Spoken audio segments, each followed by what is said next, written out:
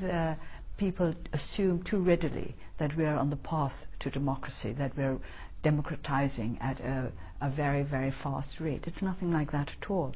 If anybody takes the trouble to read the Constitution, they will be able to understand why we cannot become a genuine democratic society with such a constitution in place. Amid all the positive developments that we've seen in the last couple of years in your country, there are also some very troubling ones, and I'm thinking particularly of this wave of ethnic violence that has targeted Burma's Muslim community. What is your view of what's been happening there? Some people are calling it ethnic cleansing.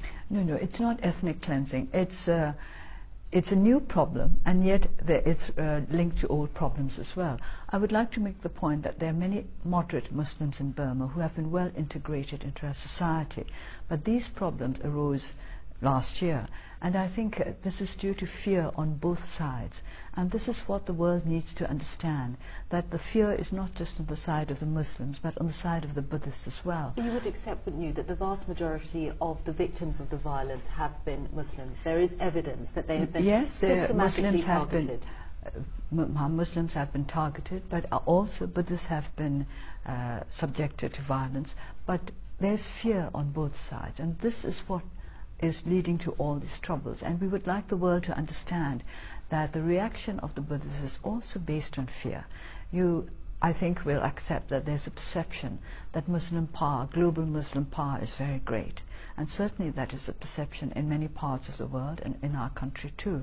So there's this fear on both sides. You would accept, though, that the scale of the suffering is not equal on both sides. There are something like 140,000 Burmese Muslims displaced from their homes and living in camps. They're the ones who are bearing the brunt of this violence. I think there are many Buddhists who have also left the country for various reasons, and there are many Buddhists who are in refugee camps for various reasons. You will find them in Thailand, very many of them, and you will find them scattered all over the world. This is a result of our sufferings under a dictatorial regime, and I think if you live under a dictatorship for many years, people don't learn to trust one another.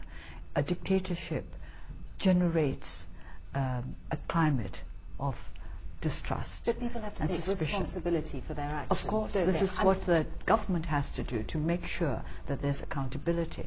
And it doesn't seem as if the government is making people accountable at the moment. I'm thinking particularly of the Buddhist monk Wiratu, who used to be in prison but was then let out, and now he's a very popular, influential figure. He goes around spouting what really is hate speech, talking about Muslims being like dogs and blaming them for stealing Burma's women and things like that.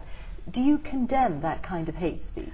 I condemn hate of any kind, and you're right when you say that the government has not been playing a responsible part in this.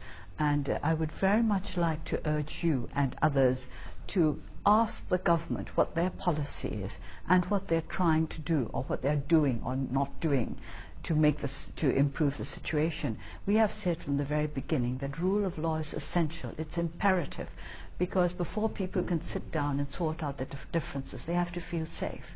And if they think that they're going to be killed in their beds, they're not going to talk about harmony or learning to understand one another. So I would say that instead of asking us, the members of the opposition, what we feel about it, what we intend to do about it, because you must see that we are not in a position to do the sort of things that a government must do. You should ask the present government of Burma what their policy is, how they are going about this problem, how they intend to deal with it. Personally, what have been the difficult things to adjust to in the course of the last couple of years for you? Your life has changed immeasurably. Quite frankly, I don't think that I'm adjusting to anything very extraordinary. New situations, but no more extraordinary than the ones that I've had to face over the last 25 years. But picking up the pieces of family relationships, relationships with friends, having contact that you were denied for so long. Real friends you can always pick up at any time. The friends that are not so true, they fell away a long time ago when it was dangerous to be close to me. But then on the other hand, some come back, and I accept that. I accept that you can't expect people to be outspoken or brave all the time.